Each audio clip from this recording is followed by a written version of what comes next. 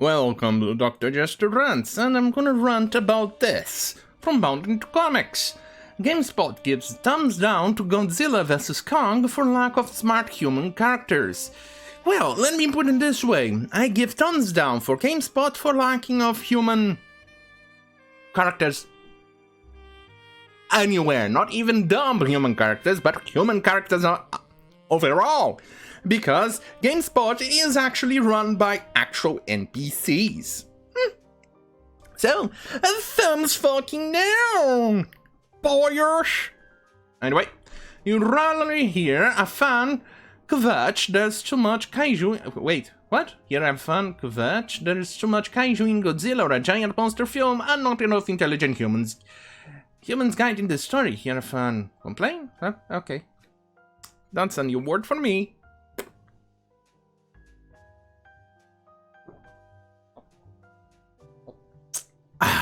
After all, nobody who gets a kick out of things like Godzilla vs. Kong goes to see people on screen.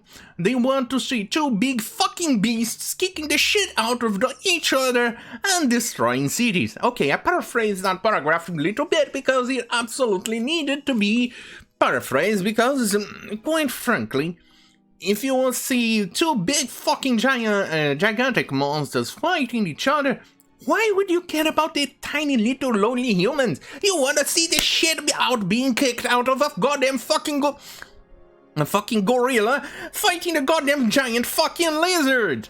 Yes, you want to see them battles, both of them fighting each other. Not some human interaction here. Who cares? Anyway, but that is Gamespot's gripe in the reveal of the record-smashing brawl of a film. Not smart people and not enough sense about the film's logic. I think one can say the same, absolutely the same thing about GameSpot, and Kotaku, and Polygon, and PC Gamer, and Washington Post, and Huffington Post, and CNN, and ABC, and MSNBC, and BBC, and CTV. And I'm pretty sure there are other companies already there in that list too, like BuzzFeed, but I digress. Anyway, in Godzilla vs. No. I need to make a voice for the NBC.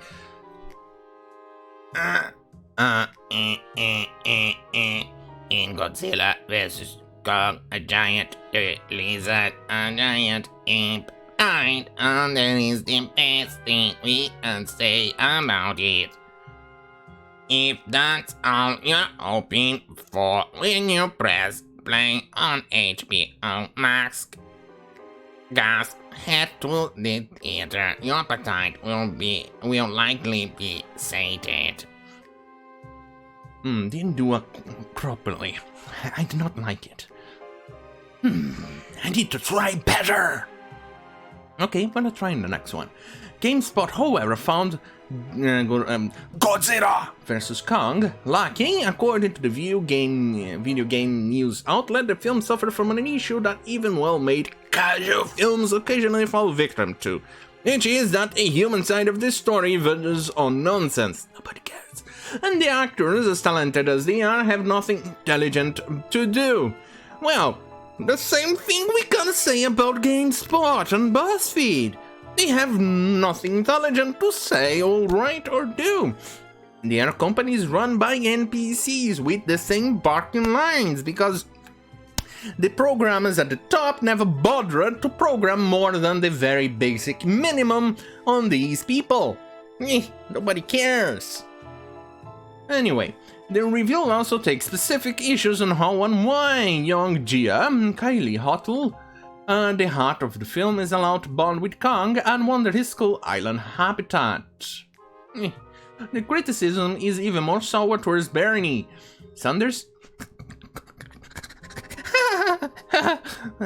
The conspiratorial podcaster played by Brian Tyree Henry. As paranoid as he is, the review points out how the guy hid his identity so poorly that the two high school kids, Mads and Russell, and her quippy friend Jots Valentine finds him faster and easier than either Apex or Monarch. That's assuming the two organizations set aside any resources into finding him at all, as you'll think they might, but in the film, Bernie Sanders he is shown to be on their inner workings, sneaking to death with a plot. Let's move on. It's actually Frankowiski that did. Judging by the impressive box office receipts everywhere, this Monster Smackdown really is a blockbuster and a true crowd pleaser. Those reviewers not in that crowd, including GameSpot, are alone on the island somewhere unto themselves, and this probably is in Skull Island. Well, let's put it this way, and they are actually kind of right. Because look at the numbers. The audience absolutely fucking loves it. And, well, the tomato meter here on the critics review, they actually like it. Albeit not the same level as the audience, but still that's a good... well, it's a good take on it, because in the past, you usually would judge a film by how good the audience loves it versus in comparison to what the critics say. When the critics ban a movie, there's generally a good sense that the audience is going to love the movie. And it has been like that for quite some time. Let's see what they say about the Joker, because that movie was absolutely loved by the audience and the critics kind of shot upon it. There you go. Look at here. Here is the very big difference. Indeed. And it used to be even lower for the critics. Let's see. The Walkminator. Terminator Dark... I think it was... Yes, I think it is Dark Fate. No? What's the other one? What's the other one? Or the other one? I don't even remember. It was so crap that I didn't even bother to watch. I think it was. Either way, they actually... There was even movies in which people would actually... Rotten Tomatoes and even Metacritic would actually go down and strike the negative comments and stuff like that. So, at the request of the publishers or the movie studio, because, well, it made it look bad. So, it's kind of fascinating, isn't it? I'll probably have to check the archives for the actual true numbers, because apparently it was also edited out for Terminator, if I recall correctly, so the numbers I saw here were not realistic in a sense. More coffee.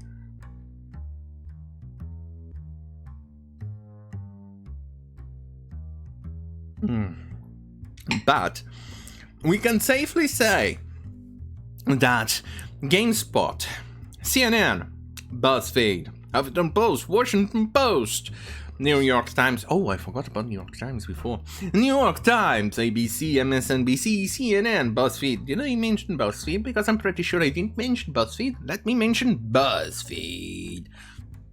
BuzzFeed again, and, well, did I mention BuzzFeed?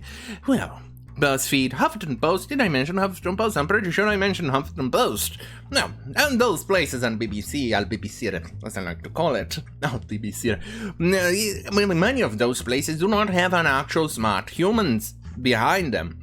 They are all about propaganda. Even New York Times recently admitted that their news are not actual news, but opinion pieces. So, in that being said, the critic is complaining about there's no smart human. It doesn't matter. All you go to watch a movie like this, especially when you are watching the old Godzilla movies from Japan, was to actually watch the giant lizard tear shit down. Oh, versus Mothra. Now that was a good movie. It was absolutely amazing. I remember watching it as a kid, and they say the end of the world is 1999, and I was a kid. Holy fuck! Do you think that in 1999 the world would really end?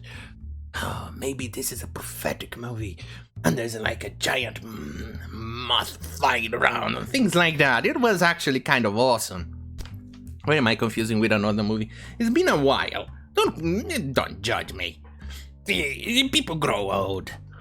and they still feel attached to the old stuff in the past. But those were good movies, and the story and the characters were you didn't care much, but you enjoyed the movie because it was a big giant lizard kicking shit. And I love the cartoons as well, with the baby Godzilla, the tiny mini Zilla, things like that. It was awesome. It was good. It was really good. These people, I don't think they even grew up with those movies, or even watched them when they were kids, or when they were ever. Because if they did, they'll definitely know and feel the story. And apparently, this movie did these things right. I have to watch it. Well, I'm gonna probably contact a scurvy-infested person to watch it.